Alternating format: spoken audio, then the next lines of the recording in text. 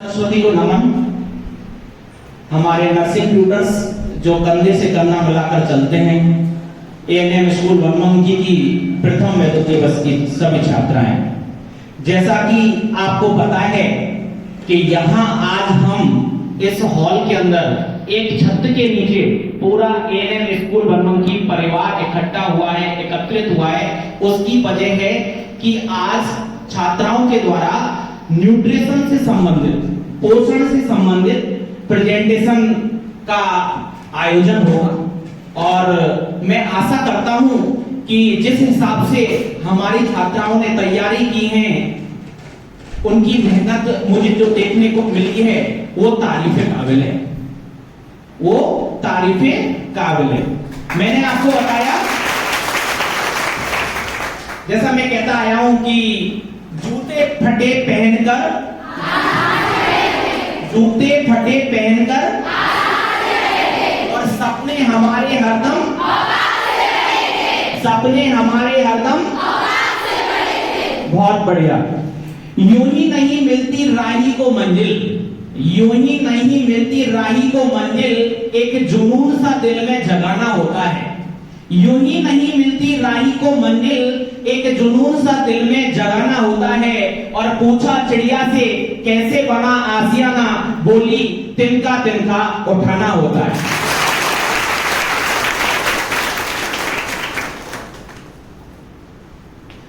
मेरा मानना है कि किताबों से पढ़कर सीखना, किताबों से पढ़कर सीखना और किसी काम को करके सीखना, दोनों में बहुत अंतर होता है।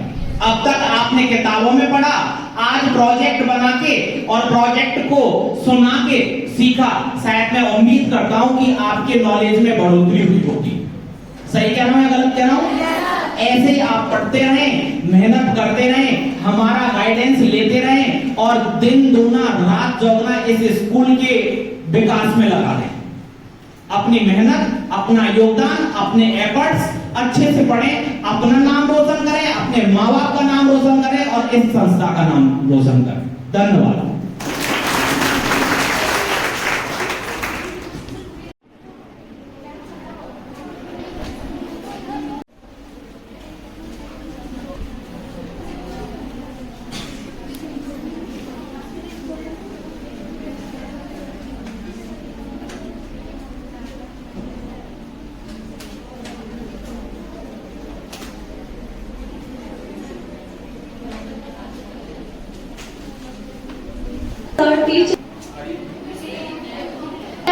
Teachers, teachers, ma'am, my dear junior and my batchmates. जैसा कि बीते हुए कुछ समय से हम लोग न्यूट्रिशन के बारे में जान रहे हैं। पहले बैच से हमने न्यूट्रिशन के बारे में जाना, उसके बाद बैलेंस डाइट। अब हम लोगों का टॉपिक है प्रोटीन रिच डाइट, मतलब हम लोग प्रोटीन के बारे में बताएंगे। प्रोटीन का इंट्रोडक्शन, प्रोटीन का सोर्स क्या है और प्रोटीन का क्या फंक्शन करता है हमारी बॉडी में, और प्रोटीन की डेफिशिएंसी से हमारी बॉडी में क्या-क्या हो सकते हैं। प्रोटीन एक कार्बनिक पदार्थ है जिसका निर्माण carbon, hydrogen, sulphur, oxygen and nitrogen से हुआ है। यह हमारे बॉडी में पोषण एवं अन्य शारीरिक आवश्यक क्रियाओं के लिए महत्वपूर्ण होता है। ये हमारे प्रोटीन को हम बॉडी बिल्डिंग फूड के नाम से भी जाना जाता है, मतलब प्रोटीन को बॉडी बिल्डिंग न्यूट्रिएंट्स भी कहते हैं। ये हमारे बॉडी में स्ट्रक्चर का निर्माण करता है और हमारे बॉडी में बहुत सारी क्रियाओं को भी नियंत्रित करने में सहायता करता है। अब हम लोग जानते हैं प्रोटीन का खोज किसने किया था। प्रोटीन का नाम सर्वप्रथम था मुल्डर नामक डच के रसायनज्ञ ने दिया था 1838 ईस्वी में। अब हम लोग प्रोटीन के सोर्स के बारे में जानते हैं कि प्रोटीन आखिर किन किन स्रोतों से हमें मिलता है। इसके पहले दो सोर्स होते हैं, पहला है प्लांट सोर्स और दूसरा है एनिमल सोर्स। प्लांट सोर्स का मतलब होता है जो हमें पौधों से प्राप्त होता है और एनिमल सोर्स का मतलब होता है वे खाद्य पदार्थ जो हमें एनिमल से प्राप्त होता है। प्रोटीन के सोर्स के बारे में पहला जानेंगे चिकपीस। चिकपीस का मतलब आम भाषा में चना बोलते हैं इसको। दूसरा है सनफ्लावर सीड, तीसरा है एवोकाडो, बॉइल्ड एग, मिल्क, इसके बाद kidney beans, almonds, whole grain bread, peanuts, pumpkin seed, black green, yogurt, broccoli और वेजिटेरियन बर्गर और होल ग्रेन का मतलब होता है जो भी अनाज होता है वो, और मटर। इन सबसे हमें प्रोटीन प्राप्त होता है। और इसके अलावा भी जो एनिमल सोर्स हैं उसमें हमें योगर्ट, कर्ड, पनीर, चीज, ये सबसे हमें प्रोटीन मिलता है। अब आगे का प्रोटीन का जूनियर्स एंड 5 बैचमेट्स प्रोटीन्स के फंक्शंस के बारे में जानते हैं। प्रोटीन जो होता है हमारे शरीर के लिए बहुत ही आवश्यक तत्व होता है या पदार्थ होता है। इसके फंक्शंस, सबसे पहले प्रोटीन जो होता है वो हमारे डेवलपमेंट और ग्रोथ के लिए हेल्पफुल होता है। और दूसरा जो होता है यह शरीर के जो भी डैमेज टिश्यू रहते हैं उसके रिपेयर के लिए आवश्यक होते हैं। और यह हमारे शरीर के पीएच मान को भी बनाए रखते हैं। और यह हमारे शरीर में जो भी मांसपेशियां होती है और हमारे शरीर के जो भी बोन्स होते हैं उसको बनाने में सहायक मदद करते हैं। और ऑस्मोटिक प्रेशर के लिए भी यह आवश्यक होते हैं। और हमारे शरीर में जो भी एंटीबॉडीज, एंजाइम और ब्लड प्रोटीन होता है उसको भी ये बनाते हैं। और हार्मोन के संश्लेषण के लिए भी आवश्यक होते हैं। Thank you. उसके स्रोत के बारे में जान लिए। अब हम लोग जानेंगे कि प्रोटीन का डेली रिक्वायरमेंट कितना होता है। एक एडल्ट व्यक्ति में प्रोटीन का रिक्वायरमेंट पर ग्राम पर केजी पर बॉडी वेट होता है। इसका मतलब हुआ अगर किसी आदमी का बॉडी वेट 1 केजी है तो उसको 1 ग्राम प्रोटीन मिलेगा। ठीक। एक लेडी के लिए 8 से 10 ग्राम अतिरिक्त प्रोटीन की आवश्यकता होती है। और जो ब्रेस्ट फीडिंग मदर होती है उसे 15 से 20 ग्राम अतिरिक्त प्रोटीन की आवश्यकता होती है। अब हम लोग प्रोटीन के डेफिशिएंसी डिजीज के बारे में जान लें कि प्रोटीन की कमी होने से हमारे शरीर में क्या क्या डेफिशिएंसी हो सकती है। अगर प्रोटीन की कमी किसी गर्भवती महिला में हो रही है तो उसमें एबॉर्शन, अपरिपक्व शिशु यानी कि प्रीमेच्योर बेबी का जन्म, इसके बाद लॉ बर्थ बेबी, इन सब का खतरा देखने को मिलेगा। इसके अलावा अगर किसी एडल्ट में हो रहा है, किसी एडल्ट में प्रोटीन की कमी हो रही है तो उसमें वजन का कमी होगा, वो शारीरिक रूप से कमजोर होगा और वो पतला दिखेगा। इसके अलावा अगर बच्चे में प्रोटीन की कमी हो जाती है, मतलब प्रोटीन डेफिशिएंसी हो जाती है, उसमें क्वासी-ओरकोड, मरासमस, मेंटल रिटार्डेशन मींस बच्चे का मानसिक ग्रोथ कम हो पाता है, मानसिक डेवलपमेंट को सही ढंग से नहीं कर पाता है। इसके अलावा भी प्रोटीन की कमी से बहुत सारे कॉम्प्लिकेशंस आते हैं। अब एक श्लोक है, खान पान और स्वास्थ्य पर जब दोगे ध्यान, खान पान और स्वास्थ्य पर जब दोगे ध्यान तभी होगा बीमारियों का निदान।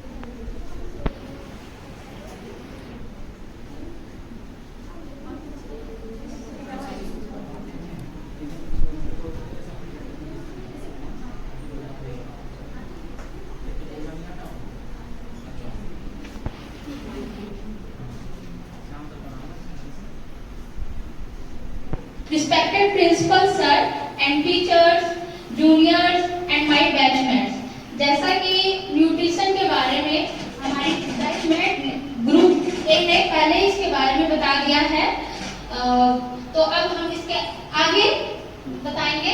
जैसे हम लोगों ने जो पिरामिड बनाया है ये है हमारा बैलेंस डाइट।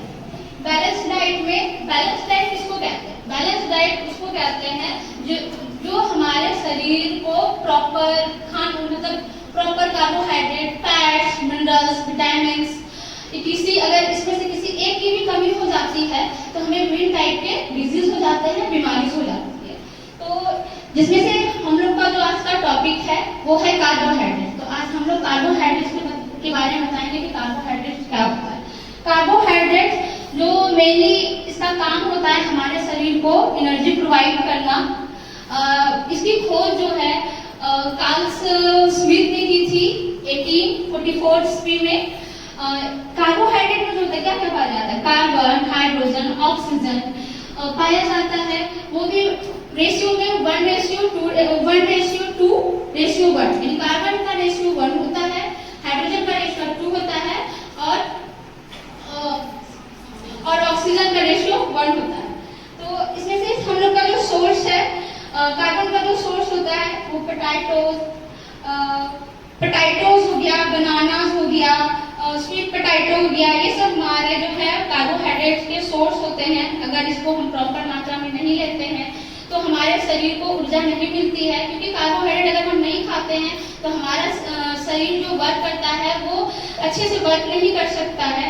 कार्बोहाइड्रेट जो होता है इसको हम जैसे कहते हैं ये एक मैक्रोन्यूट्रिएंट है, मतलब हम इसको अधिक मात्रा में लेते हैं अपेक्षा, जैसे विटामिन हो गया है, विटामिन जो होता है वो कम अमाउंट में लेते हैं, जबकि कार्बोहाइड्रेट हम अधिक मात्रा में लेते हैं। कार्बोहाइड्रेट में जैसे हम लोग का सोर्स था राइस में जैसे कार्बोहाइड्रेट कितना पाया, जैसे 100 ग्राम अगर लेते हैं उसमें 78% जो होता है कार्बोहाइड्रेट पाया जाता है। उसके व्हाइट पास्ता में 100 ग्राम अगर व्हाइट पास्ता लेते हैं तो उसमें 38% कार्बोहाइड्रेट पाया जाता है। ऐसे ही दाल, उसके बाद कॉर्नफ्लेक्स, ये सब में जो होता है कार्बोहाइड्रेट पाया जाता है। अब इसका एडवांटेज मतलब कार्बोहाइड्रेट में इसमें भी टाइप होते हैं, जैसे ये 2 टाइप के होते हैं। एक होता है कार्बोहाइड्रेट में 2 टाइप होते हैं। फर्स्ट हो गया मोनोसैकेराइड, दूसरा हो गया डाइसैकेराइड। मोनोसैकेराइड में भी 2 टाइप्स होते हैं। पहला हो गया मोनोसैकेराइड में भी 2 टाइप के होते हैं। मोनोसैकेराइड को 3 टाइप में बांटते हैं। फर्स्ट हो गया पहला ग्लूकोज हो गया, फिर दूसरा ग्लूकोज हो गया, फिर गैलेक्टोज हो गया और फिर तीसरा हो गया सुक्रोज।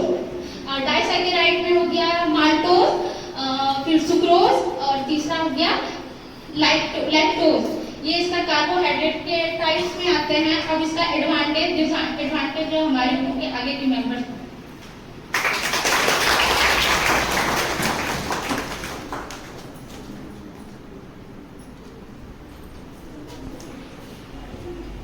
आप लोगों ने जाना कि अभी कार्बोहाइड्रेट क्या होता है, उनके टाइप्स, उनके सोर्स क्या होता है। अब इसके एडवांटेज के बारे में हम बताएंगे।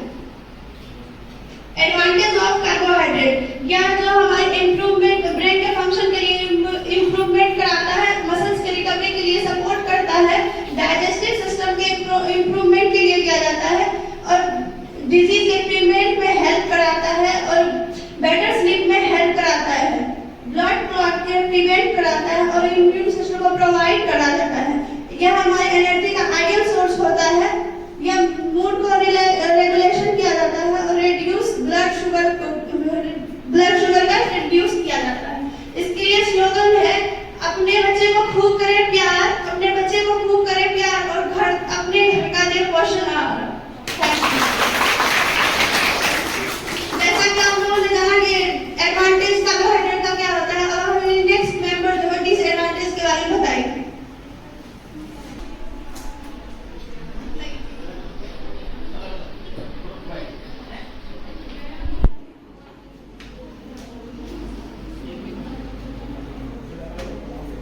जैसा कि हम लोग ये जानते हैं कि किसी भी चीज से अगर एडवांटेज है तो उस चीज से डिसएडवांटेज भी होता है। जैसे कि हम लोग अपने लाइफ स्टाइल में कार्बोहाइड्रेट का अत्यधिक सेवन करते हैं तो उससे होता है कि हमारे ब्लड शुगर की लेवल बढ़ जाती है, जिससे कि डायबिटीज हो सकता है। अगर हम लोग अत्यधिक मात्रा में चीनी का सेवन करते हैं तो उससे डायबिटीज हो सकती है और मोटापा भी हो सकती है। ये सभी हमारे शरीर में बीमारियां उत्पन्न हो सकती है। और अगर कम मात्रा में सेवन करते हैं तो इसमें हाइपोग्लाइसेमिया हो सकता है और जैसे कि डिहाइड्रेशन भी हो सकती है और डायरिया हो सकती है। ये सभी हमारे शरीर में समस्याएं उत्पन्न हो सकती है। इसीलिए हम लोग को अपने लाइफ स्टाइल में प्रॉपर मात्रा में बैलेंस डाइट लेनी चाहिए। एक श्लोक है, स्वस्थ संतुलित हो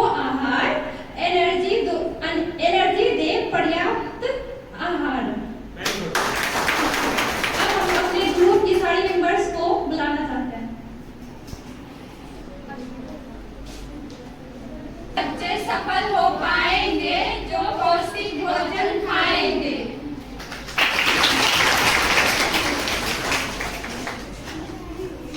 वही बच्चे सफल हो पाए भोजन खाएंगे।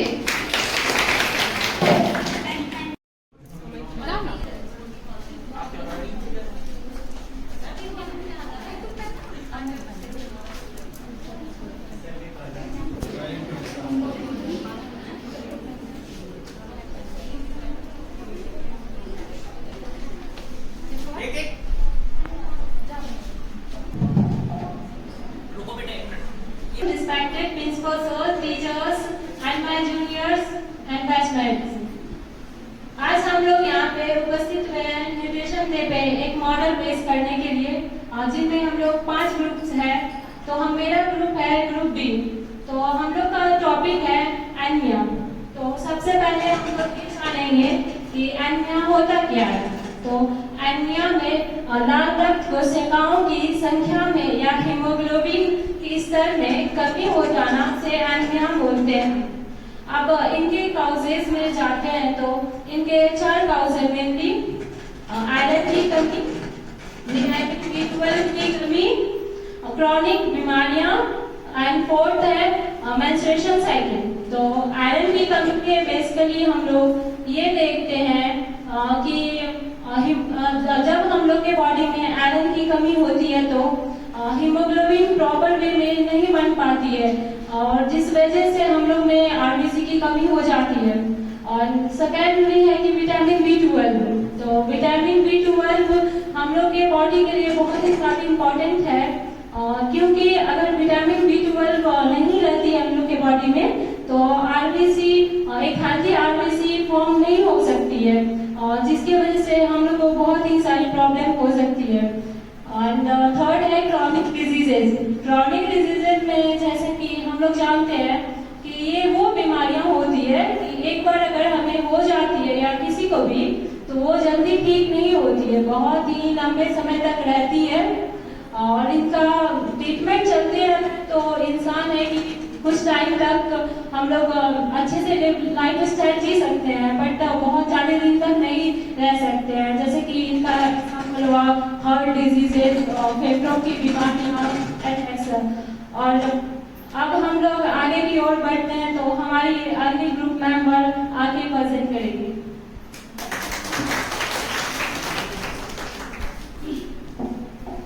Good afternoon principal sir, teachers and all of you.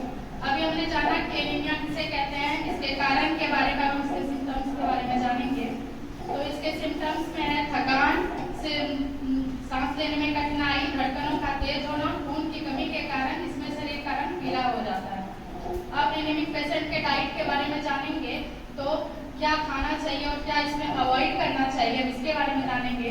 तो खाने में सबसे पहले आयरन से भरपूर खाद्य पदार्थों का सेवन करना चाहिए जैसे कि मछली, अंगूर, हरी पत्तेदार सब्जी, ब्रोकली, शकरकंद, दाल, मटर, पालक इत्यादि। विटामिन B12 से भरपूर खाद्य पदार्थों का सेवन करना चाहिए जैसे कि चीज, बटर, मीट इत्यादि। फॉलिक एसिड से भरपूर खाद्य पदार्थों का सेवन करना चाहिए जैसे कि आंवला, संतरा, नींबू इत्यादि। और क्या नहीं लेना चाहिए तो हमें फास्ट फूड, जंक फूड इत्यादि का सेवन नहीं करना चाहिए। खट्टे खाद्य पदार्थों या फिर मसालेदार खाद्य पदार्थों का सेवन नहीं करना चाहिए। अब आगे की प्रस्तुति मेरे टीम की अंतिम मेंबर करेगी।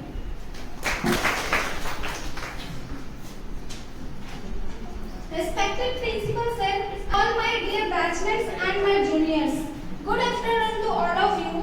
तो हमारे टीम का नाम है ग्रुप डी। हमारे ग्रुप का नाम है ग्रुप डी। ग्रुप डी की तरफ से मैं आगे की प्रस्तुति कंटिन्यू करना चाहती हूँ। तो जैसा कि हमारे ग्रुप के टीम मेंबर ने ये बताया कि एनीमिया क्या होता है, उसके कारण के बारे में बताया, वो किस कारण से फैलते हैं, उसके लक्षण के बारे में बताया कि उसके सिम्टम्स होती क्या है, एनीमिया होती है तो क्या क्या सिम्टम्स देखने को मिलते हैं। उसके बाद उसने ये बताया कि कौन सी डाइट लेनी चाहिए, कौन सी डाइट नहीं लेनी चाहिए। एनीमिया में बहुत सारी डाइट लेनी भी होती है और नहीं भी लेनी होती है क्योंकि कुछ डाइट ऐसे होते हैं जिसकी वजह से एनीमिया और ज़्यादा फैल जाते हैं। तो इसे कंटिन्यू करते हुए मैं आगे की ओर बढ़ती हूँ। और जैसा कि हम जानते हैं कि आयरन की कमी के कारण हीमोग्लोबिन के स्तर में कमी आ जाती है। तो हम आयरन सबसे पहले आती है रेड मीट। रेड मीट वो होती है जो बड़े पशुओं को मांस को रेड मीट बोलते हैं, जैसे कि मुर्गी का मांस हो गया या फिर गाय का मांस हो गया, भैंस का मांस हो गया इत्यादि। उसके बाद नट्स होते हैं, ड्राई फ्रूट्स होते हैं, सोयाबीन्स होते हैं, बीन्स होते हैं जैसे कि राजमा, फिर उसके बाद कैरोट होते हैं, पपाया होते हैं और एप्पल होते हैं। ये सब में आयरन प्रचुर मात्रा में पाया जाता है।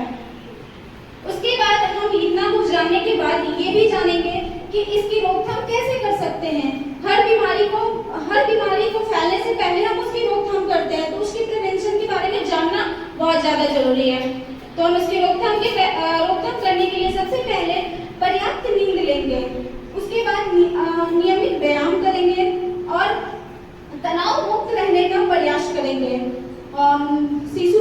जब शिशु जन्म लेता है तो उसकी ब्रेस्ट फीडिंग प्रॉपर तरीके से करेंगे, जैसे कि शिशु को 0 से 6 माह तक केवल ब्रेस्ट फीडिंग करवानी चाहिए।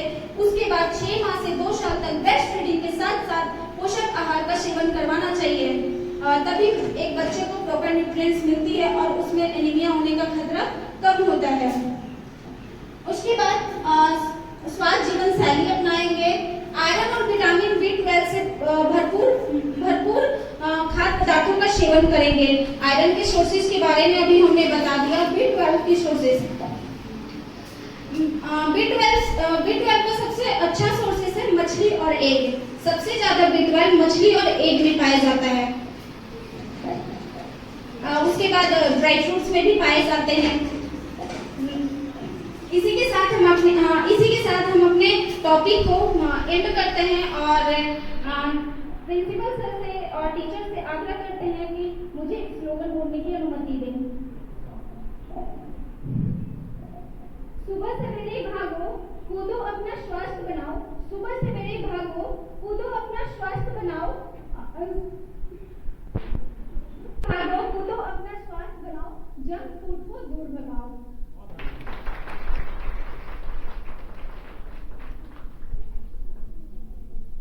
बहुत ही कम समय हम लोगों को मिल पाया। इस कम समय में हम लोगों ने जो भी प्रस्तुति दिखा पाए वो हमने प्रस्तुत किया है। तो हम सभी से ये आग्रह करते हैं कि अगर हमारी प्रस्तुति में कोई कमियां हो तो हमें माफ कर दिया जाए। प्रिंसिपल सर और टीचर, हमारे बैचमेट जूनियर सबसे ये आग्रह करते हैं, अगर किसी भी प्रकार की गलती हो तो हमें क्षमा प्रदान करें। अब मैं अपने टीम की सारी मेंबर्स को बुलाना चाहती हूँ स्टेज पे। तो कम ऑन द स्टेज।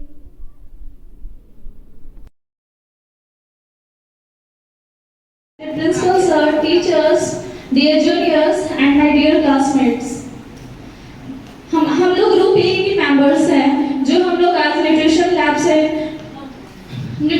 से जुड़े प्रेजेंटेशन को हम लोग आज मॉडल के थ्रू प्रेजेंट करने जा रहे हैं, जिसमें हमारे ग्रुप ए के मेंबर्स हैं सुरभि, सपना, सोनम प्रिया, सोनम, सपना दी, विभा, आरती दी, शिवानी।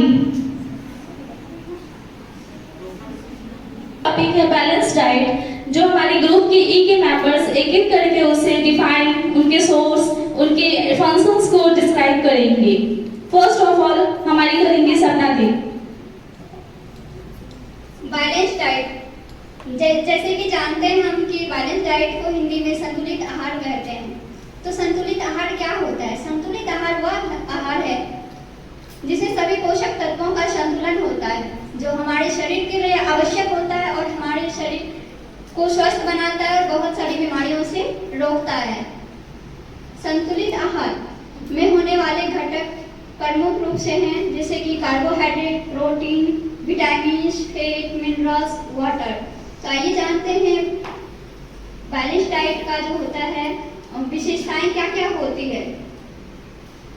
सभी पोषक तत्वों का संतुलन होता है, शरीर का आवश्यक ऊर्जा का प्राप्ति होता है, वेट कंट्रोल होता है और कैंसर को रोकता है, डायबिटीज को कंट्रोल करता है, मानसिक स्वास्थ्य अच्छी होती है, शरीर की रोग प्रतिरोधक क्षमता को रोकती है, हृदय रोग को रोकती है और बैलेंस डाइट की इम्पोर्टेंस बातें ये होती है कि अगर अपने बैलेंस डाइट में बदलाव करना चाहते हैं तो एक बार डॉक्टर का सलाह अवश्य लेना चाहिए और अपने उम्र, लिंग, शारीरिक गतिविधियों के अनुसार ही बैलेंस डाइट को लेना चाहिए। बहुत बढ़िया।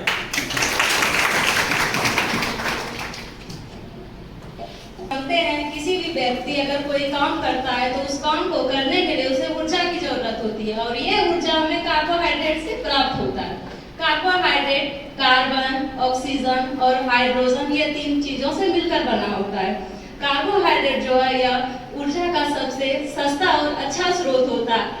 एक एडल्ट को प्रतिदिन 400 से 450 ग्राम ऊर्जा की जरूरत होती है।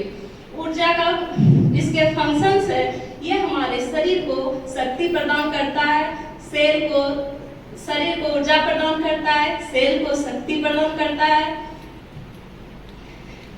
यह जो है में बढ़ाता है।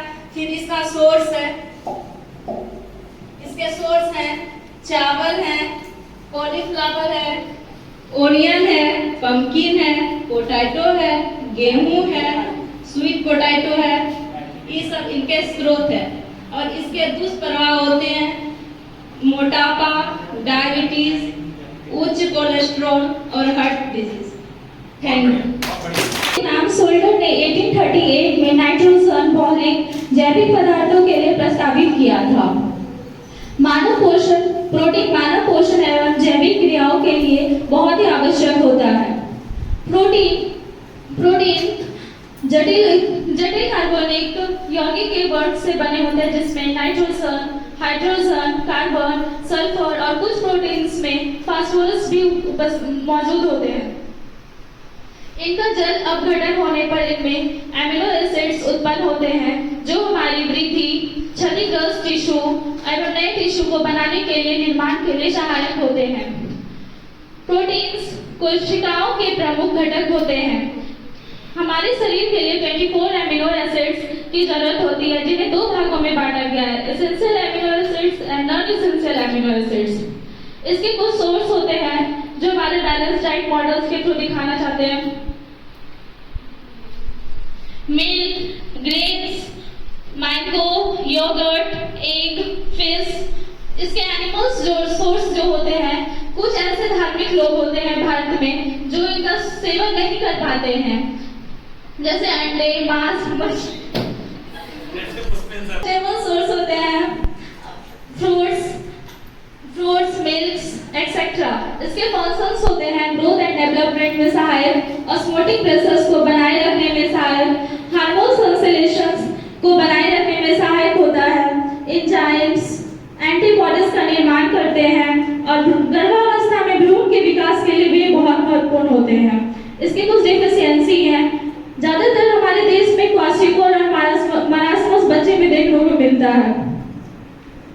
वेट लॉस, थकावट, कमजोरी, ये सब डेफिशिएंसी हमारे प्रोटीन्स में आते हैं।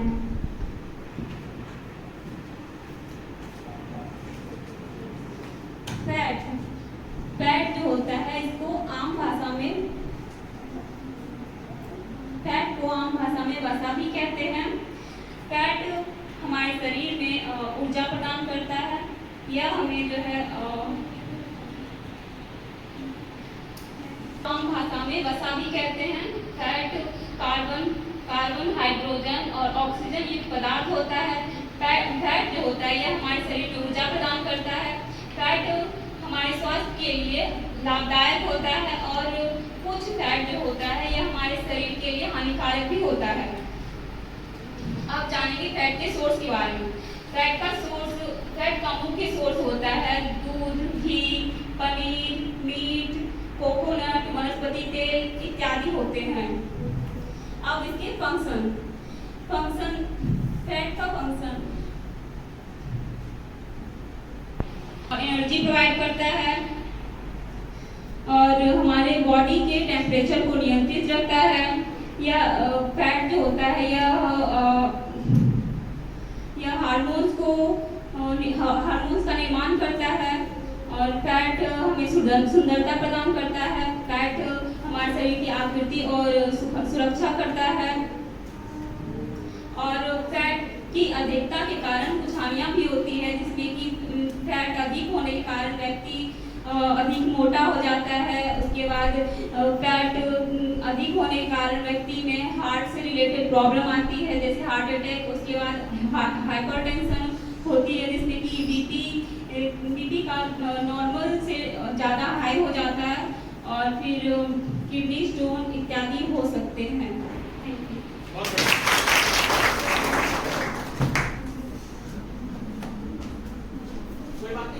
बैलेंस डाइट के कार्बोहाइड्रेट, फैट, प्रोटीन, अन्य कंपोनेंट के बारे में जाना है। वैसे ही हम एक कंपोनेंट है विटामिन, उनके बारे में जानते हैं।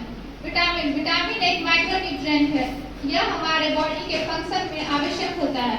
यह हमारे बॉडी में स्मॉल अमाउंट में चाहिए होता है। यह हमारे बॉडी के इम्यून सिस्टम को स्ट्रॉन्ग करता है। विटामिन को अन्य कई भागों में, इसके बहुत कई टाइप होते हैं, जैसे vitamin A, B, C, D और ई। विटामिन ए स्किन और आई के लिए इम्पोर्टेंट होता है। विटामिन सी हमारे इम्यून सिस्टम को स्ट्रॉन्ग करता है। विटामिन डी यह हमारे बोन के लिए इम्पोर्टेंट होता है। और विटामिन के यह ब्लड क्लॉटिंग के लिए इम्पोर्टेंट होता है।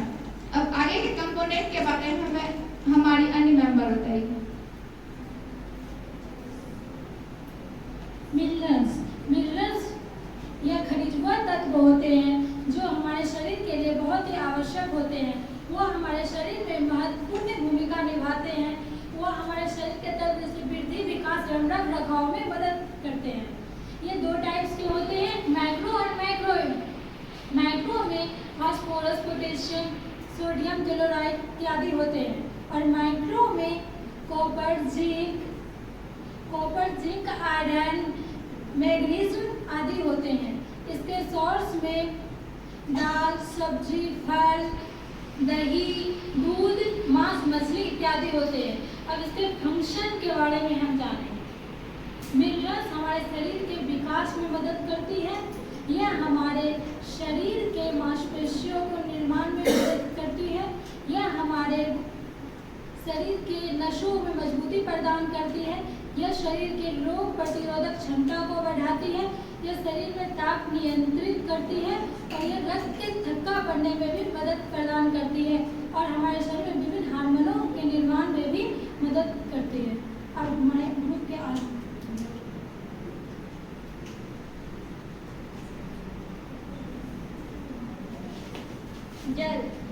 जल भी संतुलित आहार का एक मुख्य घटक होता है, जो एक इनऑर्गेनिक कंपाउंड है।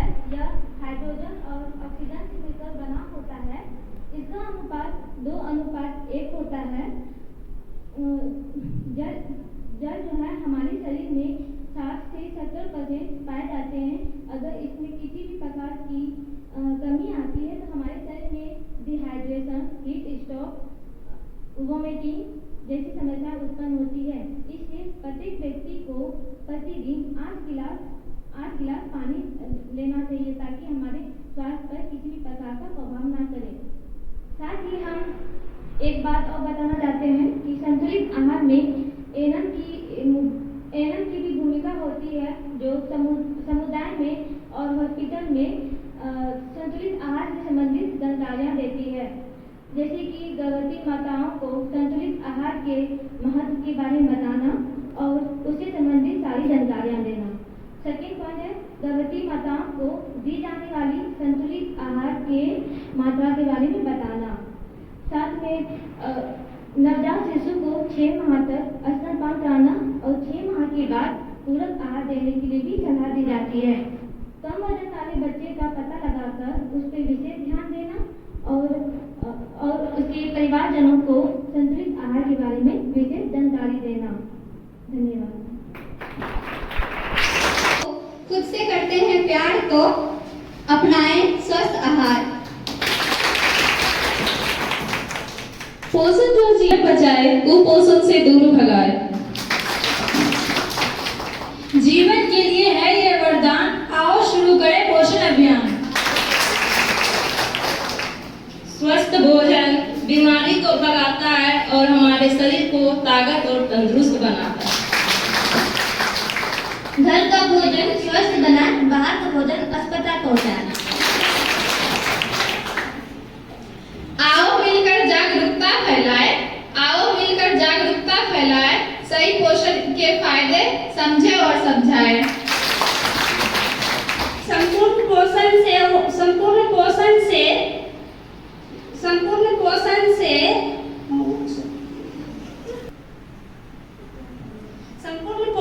होगा दूर कुपोषण। प्रतिदिन 10 मिनट योग करें, रोग दोष को दूर करें।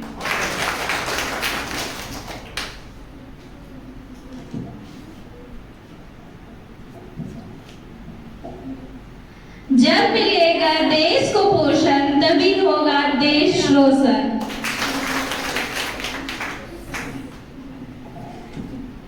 जब मिलेगा सबको पोषण, तभी होगा देश रोशन। Thank you. करके अनुरोध करते हैं कि वो हमारे प्रेजेंटेशन और हमारे बारे में कुछ बोले। उस वेद से आग्रह करते हैं कि वो हमारे आगे स्टेज पे कुछ शब्द बोले।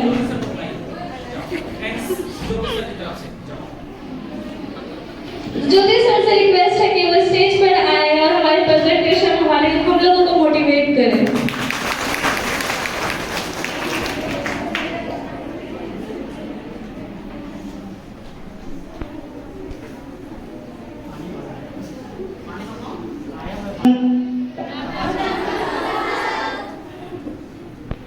Good afternoon all. आज आप दोनों बैच फर्स्ट ईयर और सेकेंड ईयर, आज का दिन ये जो न्यूट्रिशन प्रोग्राम से रिलेटेड या न्यूट्रिशन जो आपके फर्स्ट ईयर का सब्जेक्ट है उसमें ये प्रोग्राम करना रहता है, या फिर न्यूट्रिशन संबंधित जो भी आपके न्यूट्रिशन से रिलेटेड आते हैं, विटामिन मिनरल्स या फिर और भी जो भी विटामिन हैं या फिर कार्बोहाइड्रेट्स हैं, इन सब के बारे में जानकारी होना बहुत जरूरी होता है। ये जानकारी होने से आपको भी फायदा होता है और आप किसी कम्युनिटी में ड्यूटी करते हैं या कहीं और भी काम करते हैं या किसी समुदाय में जाते हैं तो वहाँ लोगों को बता सकते हैं। ये आपको मॉडल बनाने से भी बहुत सारी फायदा मतलब देखने के लिए मिला होगा। जब आप इसको बनाने का कोशिश कर रहे होंगे तो आपको छोटे छोटे चीज़ों के बारे में जानकारी मिल रहा होगा और इस मॉडल को बना के भी प्रेजेंट करने के लिए आप लोगों ने बहुत सारा मेहनत किया होगा। ठीक है, जो भी आप लोगों ने जानकारियां दे दी होंगी उसके लिए आपको पढ़ने का मौका मिला होगा, चाहे वो जो भी ग्रुप मेंबर्स थे सारे लोग अपने अपने हिसाब से प्रेजेंट किए। ये पहले हम लोग के स्कूल में नहीं हुआ था, ये फर्स्ट टाइम हुआ है। देख के सबको अच्छा लगा। ऐसे मतलब न्यूट्रिशन से रिलेटेड प्रोग्राम होते रहना चाहिए, जैसे कि आपके अभी सेकेंड ईयर वालों ने किया।